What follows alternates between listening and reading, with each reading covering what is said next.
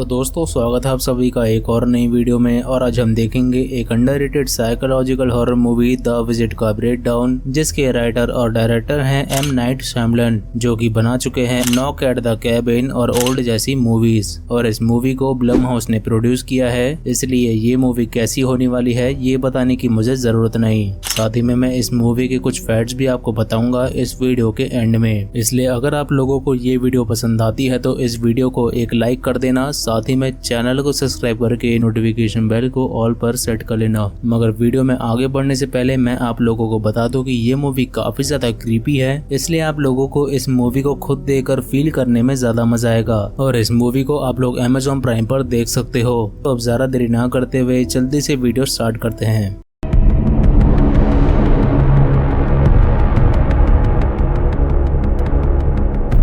Movie की शुरुआत में हम एक इंटरव्यू के दौरान लोरेटा नाम की लेडी को देखते हैं, जो कि अपनी लाइफ के बारे में बता रही होती है। और ये इंटरव्यू लोरेटा की 15 साल की बेटी बेका ले रही होती है, क्योंकि वो एक डॉक्यूमेंट्री बना रही है। और इस पूरी मूवी को हम उसी के कैमरे के थ्रू देखेंगे। खैर, लोरेटा यहाँ पे बताती है कि जब वो अपने हाई स्कूल में थी तब उसको अपने इंग्लिश टीचर से प्यार हो गया था, जिसका नाम था कॉरेन। हालांकि लोरेटा के पेरेंट्स इस रिलेशनशिप के लिए राजी नहीं थे, मगर लोरेटा फिर भी उनसे लड़कर अपने घर से भाग गई थी। जिसके बाद से आज 15 साल बीत चुके हैं और तभी से उसने अपने पेरेंट्स से बात नहीं करी है। कॉरिन और लोरेटा 10 साल तक तो साथ में रहे थे और इनके 2 बच्चे भी हुए थे, जिनका नाम था बेका और उसका छोटा भाई टेलर। मगर कॉरिन को स्टारबक्स में किसी और से प्यार हो गया और इन तीनों को छोड़ के वो कैलिफोर्निया चला गया।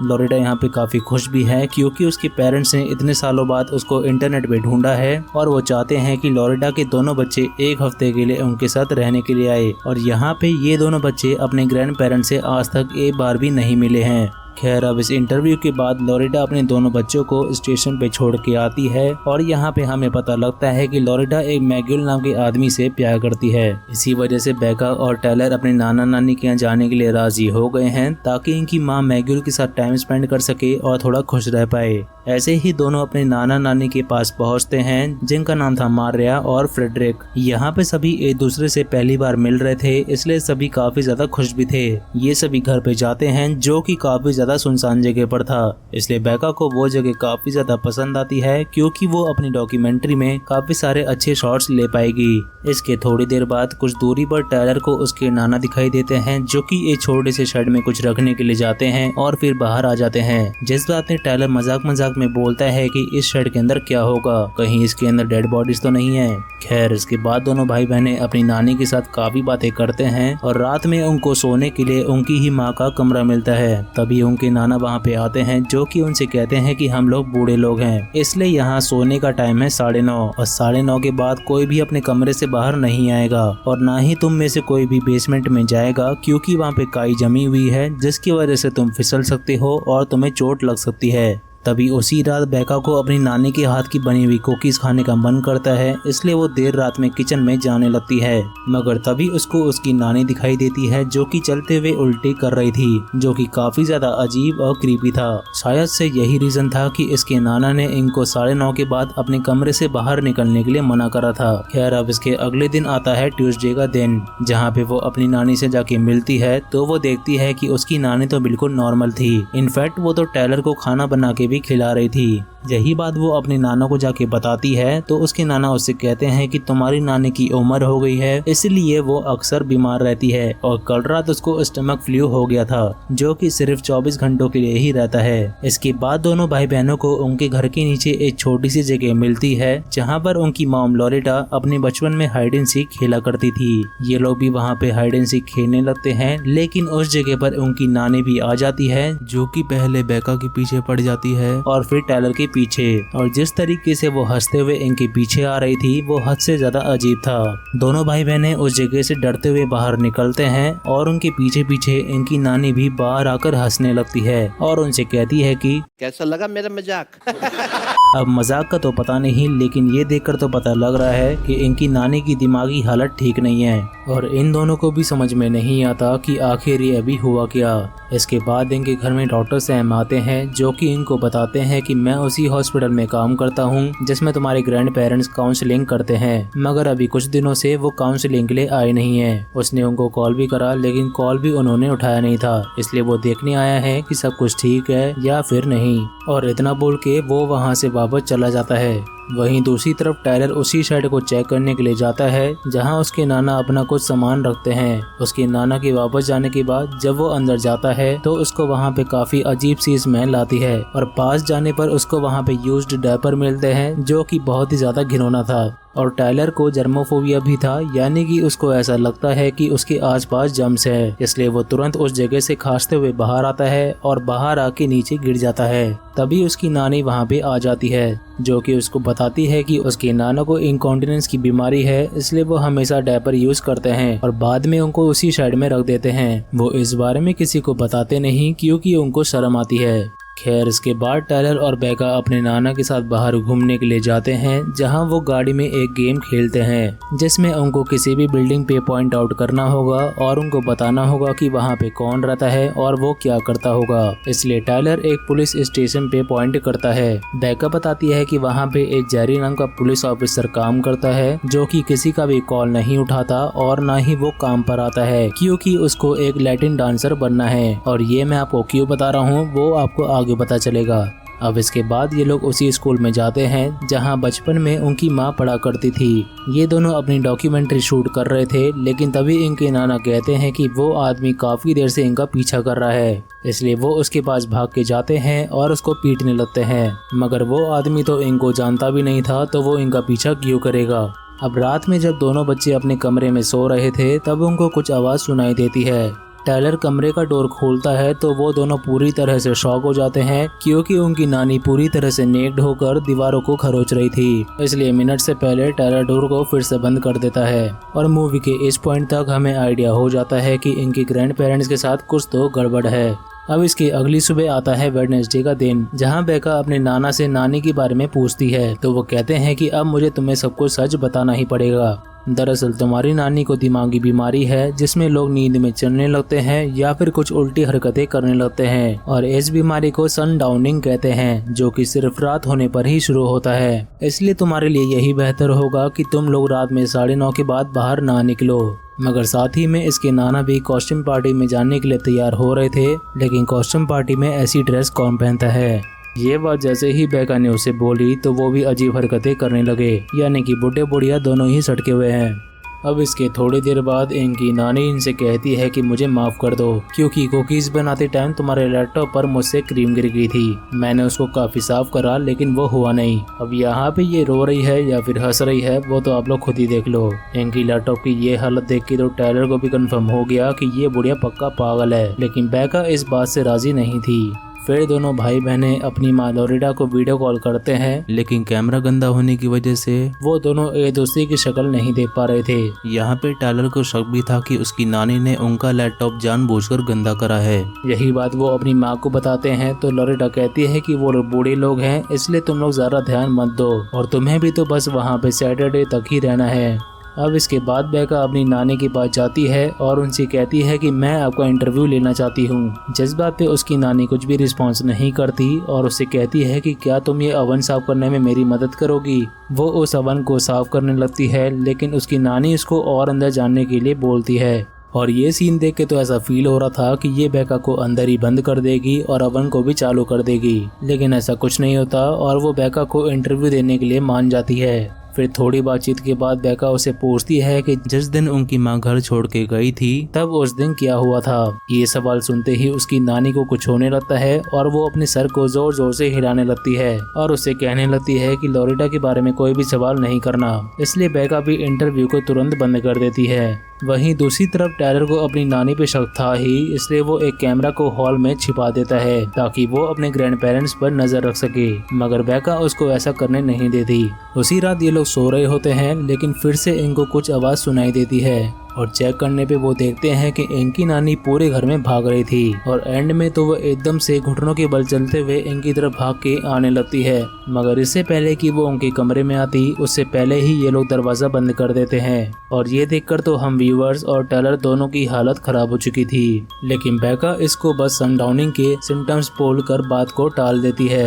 अब इसके अगले दिन आता है थर्सडे का दिन, जहाँ चारों मिलकर जंगल में राउंड लगा रहे होते हैं और टेलर भी कल रात हुई घटना को लेके अपनी नानी का मजाक उड़ा रहा था। लेकिन थोड़ा आगे चल के दोनों बच्चे देखते हैं कि उनकी नानी एक कुएं में कुछ देख रही थी, मगर उनके आते ही फ्रेडरिक मारिया को वहां से ले जाता है।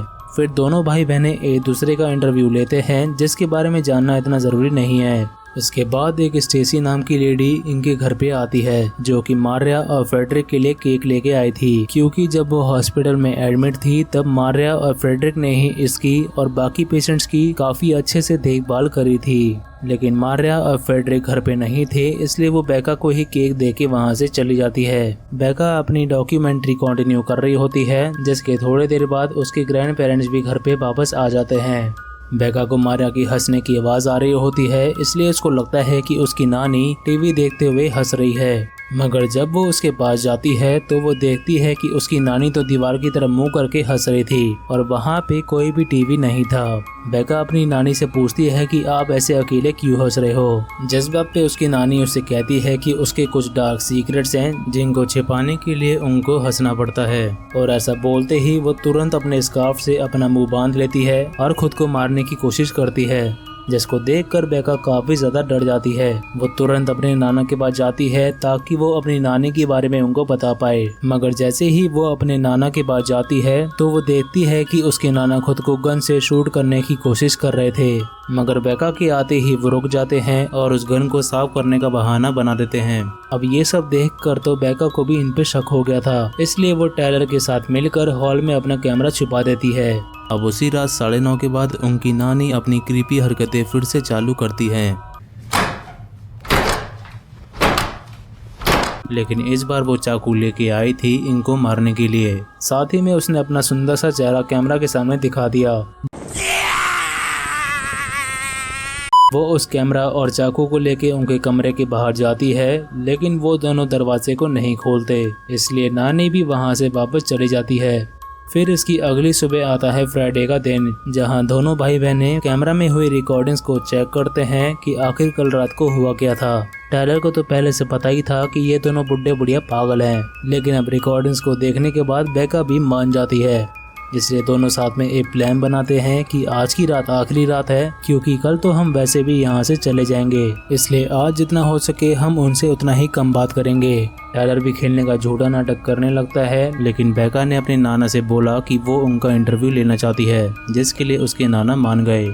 वो अपने नाना से थोड़ी बातें करती है और उनसे उनके काम के बारे में पूछती है, जिस बात पर उसके नाना उससे कहते हैं कि जिस जगह पर वो काम किया करते थे वहाँ पे उनको एक सफेद परछाई दिखती थी जिसकी पूरी आंखें येलो थी। उन्होंने ये बात वहाँ के स्टाफ्स को बताया, लेकिन सभी ने उनकी बात को इग्नोर कर दिया और तो और उनको नौकरी से भी निकाल दिया गया। बेका उनसे अपनी माँ के बारे में पूछती है तो वो उस बात का कुछ भी जवाब नहीं देते। अब यहाँ से सीन दोनों भाई पे शिफ्ट होता है, जहाँ उनको घर के नीचे से स्टेसी की आवाज़ सुनाई देती है। चेक करने पे वो देखते हैं कि स्टेसी उनके ग्रैंड पेरेंट्स पे गुस्सा हो रही थी, लेकिन मारिया और फ्रेडरिक उसको घर के अंदर ले जाते हैं। अब थोड़ी देर बाद दोनों भाई बहनें फिर से खेलने का नाटक करने लगते हैं ताकि वो अपने ग्रैंड पेरेंट्स से दूर रह पाए। फ्रेडरिक और मारिया टहलने के लिए बाहर निकलते हैं, इसलिए ये दोनों बच्चे भी घर में जाकर अपनी माँ को वीडियो कॉल करते हैं। और इस टाइम तक इन्होंने अपने लैपटॉप का वेबकैम भी काफी हद तक साफ कर लिया था। वो लॉरेटा को उसी वेबकैम से अपने ग्रैंड पेरेंट्स को दिखाती है, जिनको देखकर लॉरेटा बहुत ही ज्यादा शॉक हो जाती है और उनसे पूछती है कि तुम्हारे नाना नानी कहाँ पर है। और ये बात सुनकर बेका और टेलर दोनों ही कंफ्यूज हो जाते हैं। लॉरेटा उनसे पूछती है कि क्या तुम इतने दिनों से इनके साथ रह रहे थे। ये दोनों उसको हाँ बोलते हैं। इस बात पे लॉरेटा उनसे कहती है कि लेकिन ये तो तुम्हारे नाना नानी है ही नहीं।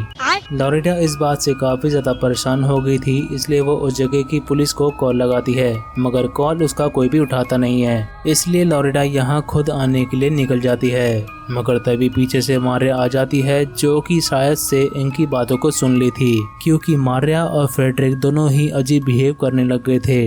फ्रेडरिक उनसे कहता है कि आज रात हम लोग बोर्ड गेम खेलेंगे क्योंकि आज की रात आखिरी रात है। लेकिन इनके हाव भाव देखकर तो साफ पता लग रहा है कि इनका अच्छी यादें बनाने का इरादा बिल्कुल भी नहीं होने वाला।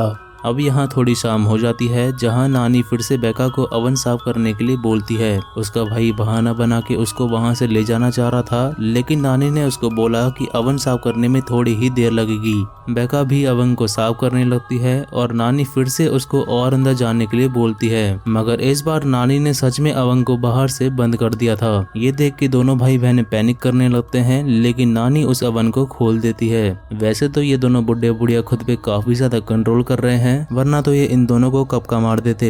अब रात हो जाती है और बेका और टायलर उस जगह से भागने का सोच रहे होते हैं। दोनों भाई बहनें घर के पीछे वाले दरवाजे को खोलते हैं, जहां उनको सामने में स्टेसी रस्सी पे लटकी हुई दिखती है। यानी कि ये दोनों बुढ़े बुढ़िया ने स्टेसी को जान से मार दिया और अब ये इन दोनों को भी जान से मार देंगे। मगर तुरंत ही फ्रेडरिक उस दरवाजे को बंद करके उनसे कहता है कि बोर्ड गेम खेलने का टाइम हो गया। खैर, अब सभी बोर्ड गेम खेलना शुरू करते हैं, लेकिन टायलर और बेका दोनों की हालत खराब थी। मगर बीच में ही बेका अपने कैमरे को चार्ज करने का बहाना बनाकर इस घर के नीचे बेसमेंट में चली जाती है, क्योंकि उसको लग रहा था कि इसी बेसमेंट के अंदर इन लोगों ने बेका के असली नाना नानी को बांध कर रखा होगा। और ऐसा था भी, क्योंकि बेका को उसके असली नाना नानी मिल भी गए, मगर जिंदा नहीं बल्कि मरे हुई हालत में। यानी कि ऊपर में जो वो दोनों बैठे हुए हैं वो इनके नकली नाना नानी बनने का नाटक कर रहे हैं। दरअसल बेका के असली ग्रैंड पेरेंट्स एक मेंटल हॉस्पिटल में काउंसलिंग करते थे। वो दोनों इन बुढ़े बुढ़िया को इस घर पे लेके आए थे, लेकिन इन दोनों ने बेका के असली नाना नानी को जान से मार डाला था। यही राज वो स्टेसी भी जान गई थी, इसलिए वो इन पे गुस्सा कर रही थी, जिसकी वजह से इन लोगों ने स्टेसी को भी जान से मार दिया। इसलिए बोलता हूँ इन्हीं रीजंस के चलते ये संकी बूढ़े लोगों वाली हॉरर मूवी कुछ ज्यादा ही क्रीपी होती है। खैर, अब इससे पहले कि बेका उस जगह से बाहर निकलती, फ्रेडरिक भी उस जगह पर आ जाता है, जो कि बेका के बाल पकड़ के उसको एक कमरे में बंद कर देता है। और टायलर को तो मारिया ने पहले ही नॉक कर दिया था। फिर इसके बाद फ्रेडरिक टायलर को उठाता है और उससे कहता है कि तुम मुझे शुरू से ही पसंद नहीं थे। इसलिए वो अपना गंदा डायपर बाहर निकालता है और उसके मुंह पर लगा देता है, क्योंकि टायलर को जर्मोफोबिया था। वहीं दूसरी तरफ बेका जिस कमरे में बंद थी, वहां मारिया उसको डराने लगती है और उसके सर को पकड़ के शीशे में दे मारती है। मारिया उसको काटने की कोशिश भी करती है, जिसकी वजह से बेका उस शीशे के टुकड़े से मारिया के गले में कई बार स्टैब करके उसको जान से मार डालती है। इधर फ्रेडरिक भी टायलर के मुंह पे अपना गंदा डायपर लगाने के बाद उसको बुरा भला भी बोल रहा था। इतने में पीछे से बेका फ्रेडरिक पे आके हमला कर देती है, लेकिन फ्रेडरिक बेका को नीचे गिरा देता है। बेका टायलर को वहां से भागने के लिए बोलती है, लेकिन टायलर फ्रेडरिक को धक्का दे के नॉक कर देता है और फिर वो उसको एक रेफ्रिजरेटर की डोर से बार बार स्मैश करके मार डालता है। टायलर को यहाँ पे काफी ज्यादा गुस्सा आ गया था, इसलिए बेका उसको संभालती है। लेकिन तभी इनकी माँ वहाँ पे पुलिस को लेके पहुँच चुकी थी, जिसके बाद सब कुछ ठीक हो जाता है। मूवी के एंड में लॉरेटा फिर से अपना इंटरव्यू देती है, जहां वो काफी ज्यादा खुश थी और हम उसके पति कॉरिन की भी कुछ क्लिप्स को देख पाते हैं और मूवी टायलर के रैप के साथ खत्म हो जाती है। तो अब बात करते हैं इस मूवी के कुछ फैक्ट्स के बारे में। इस मूवी का बजट था $50 लाख, जिसके बदले में इस मूवी ने कमाए $9 करोड़ 80 लाख। मूवी के एक सीन में जब बेका और टायलर बिल्डिंग को चूज करने वाला गेम खेल रहे होते हैं, तब बेका एक पुलिस स्टेशन के बारे में बताती है कि वहाँ पे एक जेरी नाम का पुलिस ऑफिसर काम करता है, जो कि किसी का भी कॉल नहीं उठाता। और मूवी के एंड सीन में जब लॉरेटा ने पुलिस को कॉल लगाया था, तो वो कॉल जेरी को ही लगा था, इसलिए ही वो कॉल किसी ने भी उठाया नहीं था। मूवी में एक सीन था जब मारिया दीवार की तरफ मुंह करके हंस रही थी और उसी वॉल पर एक फोटो फ्रेम भी था, जिसके मिरर में हम कैमरामैन को साफ साफ देख पाते हैं। जब फ्रेडरिक ने टायलर के फेस पर डायपर लगाया था, तब हम उसके फेस पर गंदगी देख पाते हैं, लेकिन अगले ही पल उसका मुंह साफ था।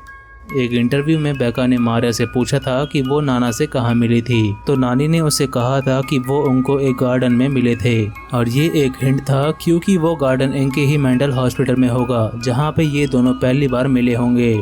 इस मूवी के रिलीज होने के 1 साल बाद एक मूवी और आई थी जिसका नाम था बेटर वॉच आउट, जिसमें हमें कैथरीन यानी कि बेका और एड यानी कि टेलर फिर से एक साथ दिखे थे। तो ये थे इस मूवी के कुछ फैक्ट्स और लूप होल्स। उम्मीद है आप लोगों को पसंद आए। बाकी ये मूवी मेरी तरफ से 100% रिकमेंडेड है, आपको ये मूवी जरूर से देखनी चाहिए। और अगर आप लोगों ने ये मूवी पहले से देखी हुई है तो कमेंट करके जरूर बताना कि ये मूवी आपको कैसी लगी। साथ ही में अगर ये वीडियो आपको पसंद आई है तो इस वीडियो को एक लाइक जरूर से कर देना और ऐसे ही हॉरर मूवीज का ब्रेकडाउन और एक्सप्लेनेशन देखने के लिए चैनल को सब्सक्राइब करके नोटिफिकेशन बेल को ऑल पर सेट कर लेना। बाकी और ज्यादा जुड़े रहने के लिए आप लोग मुझे इंस्टाग्राम पर फॉलो कर सकती हो, जिसका लिंक आपको नीचे मिल जाएगा। मैं मिलूंगा आप लोगों से अगली वीडियो में, तब तक के लिए thanks for watching and take care.